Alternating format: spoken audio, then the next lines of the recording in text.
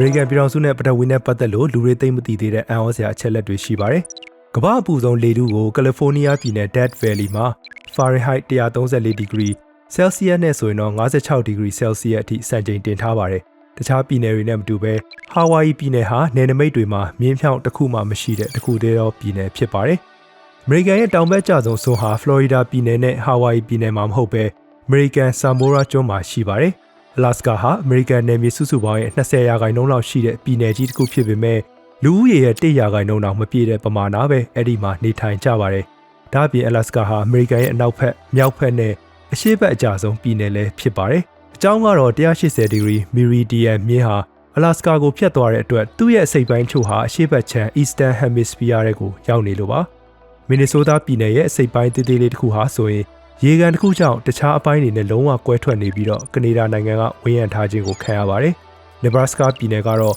ပင်လယ်နဲ့ထိစပ်မှုမရှိတဲ့ပြည်နယ်တွေကြားမှာ3ထပ်ဆင့်ပိတ်မိနေတဲ့ Triple Landlocked တစ်ခုတည်းသောပြည်နယ်ဖြစ်ပြီးတော့သမုဒ္ဒရာအားလုံးနဲ့အကွာအဝေးတူညီပါတယ်။ပြီးတော့ Washington မြို့ Washington DC ဟာ Washington ပြည်နယ်ထဲမှာရှိတာမဟုတ်ပါဘူး။ Monarchy တောင်ဟာပင်လယ်ရေမျက်နှာပြင်ထက်ပေပေါင်း13800မြင့်ပေမဲ့ရေအောက်ထဲမှာရှိတဲ့တောင်ကြီးကနေတောင်ထိပ်ထိတိုင်းတာမယ်ဆိုရင်တော့သူကEorat တောင်ထက်တောင်ပိုမြင့်နေပါတယ်။ဒီလိုမျိုး American ပြည်ထောင်စုတွင်းကတည်ထားစရာချက်လက်တွေကိုဆက်ပြီးနားထောင်ခြင်းနဲ့ဆိုရင်လည်းကျွန်တော်တို့ရဲ့ Burma to US Note Facebook နဲ့ YouTube Page တွေမှာ Follow နဲ့ Subscribe လုပ်ထားနိုင်ပါတယ်။